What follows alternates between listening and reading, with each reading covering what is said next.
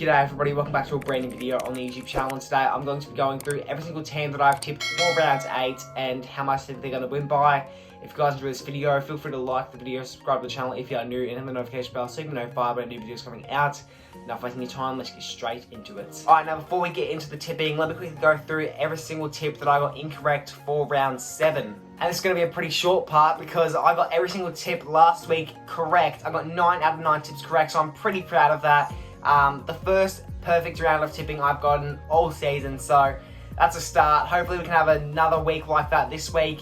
But yeah, I'll see you straight into the tipping. Starting off the round, for the Thursday, I've got Adelaide v Port at Adelaide Oval. Even though I think this will be quite an interesting game to see both the Adelaide teams facing off at their home turf, I don't think this will be a very entertaining game for anybody watching. Even though the Port haven't had the greatest last few weeks after losing to the Pies by 40 points and barely getting over the line against St Kilda last week, in my opinion, I would still say they have a better chance than Adelaide at getting this one done. And I just feel that players like Jordan Dawson and Rory Laird just don't stand a chance against Zach Butters and Connor Rosie. So I think I'll tip the Power to get this one done by around 38 points.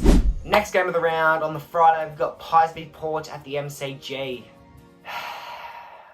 So far, the Blues have had a great season. Even though they have had a couple of losses, none of them have been by absolute smashings. For example, even last week, the Blues lost to the 7-0 Cats by under 15 points. The Pies, on the other hand, haven't lost a game since round 2 against the Saints, but they aren't looking great going into this game. Besides the Blues being one of the most skillful teams in all of competition at the moment, the Pies are likely to lose Jordan DeGoey, one of their best midfielders, and previous Brownlow medalist Tom Mitchell.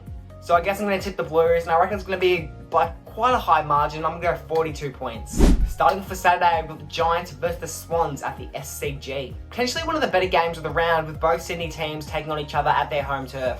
Now, if you guys want to ask me who's going to win this game back in round 4, where the Swans only beat the Eagles by under 20 points, I'll be tipping the Giants without even hesitation. But with the Swans having one of the best rucks in all of competition at the moment, Isaac Heaney's been playing like an absolute gun lately, and Taylor Adams has just come back from injury and has been having a solid impact on the club so far. I'm going to tip the Swans to get over the line, and I'm going to say by 8 points. Next game will be North v Saints at Marvel Stadium. I've definitely heard a few people say that North actually stand a chance this week against the Saints.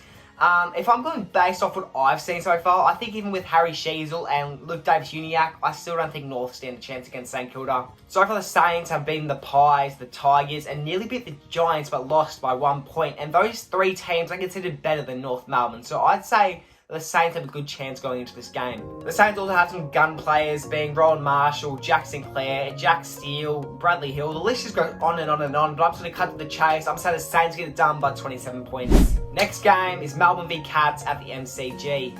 I genuinely think that this game could turn out to be a solid game overall. But taking into consideration that the Cats are currently premiership favourites, and if they win this game, they could potentially go 11-0, or maybe even 13-0. And even though the Deeds have also had a solid season, with them currently sitting 4th on the ladder, and even though they have players like Petrarca, Max Gawn, Clayton Oliver, even Jack Viney, I just don't think they're going to get over the line and get the job done. Although I do think it'll be a bit of a closer game, I'm going to say the Cats get it done by 12 points and go 8-0. Finishing off the Saturday, we've got Eagles v Bombers at Optus Stadium. I'm not going to get too in-depth with this game, with the Eagles still having a pretty poor season so far, and the Bombers just coming off an Anzac Day draw back in round 7. So I'm going to say the Bombers are going to get back into their winning routine and get the job done by 31 points. Starting off for Sunday, we've got Freo v Richmond at the MCG. Now, even though people would tip the Dockers without even hesitation, we've seen how poorly the Dockers play when they're not at home. So far, the Dockers have only been able to win 1 game away from home, and one of their losses being against the previous Wooden Spooners, the West Coast Eagles. And even though the Dockers are favourites to get this one done, I don't believe it is by much. And I reckon if Shai Bolton, Tim Taranto, Tobin and Curvis can just guide their team to the win, I reckon they get it done by 8 points. Next game is the Dogs taking on the Hawks at Marvel Stadium. So for the Hawks, they've only won 1 game so far, and that was against a team that is still yet to win a game, being North Melbourne. And the way the Hawks have been playing so far this season, I just don't see them having a very great season. And even though I do see them having a couple of upset wins on the way, I just don't see this being one of them. And a potential big call, I'm going to say the astronaut Aaron Norton gets 5 goals during this game, and the Bulldogs get the job done by 43 points. And final game of the round will be Brisbane v Suns at the Gabba. I genuinely do believe that this game could be a lot closer than people think. Even though it is a Lions home game, the Lions are one of those teams that actually don't play very well at their home turf. And as long as Damien Hardwick trains the boys over at Gold Coast a lot harder this week, I think the Suns have just as equal chance as Brisbane do at getting this job done. I think when you're comparing players like Took Miller and Noah Anderson with players like Lachie Neale and Josh Dunkley, this could potentially be a really close game. And I'm going to say the Suns get it done by 5 points.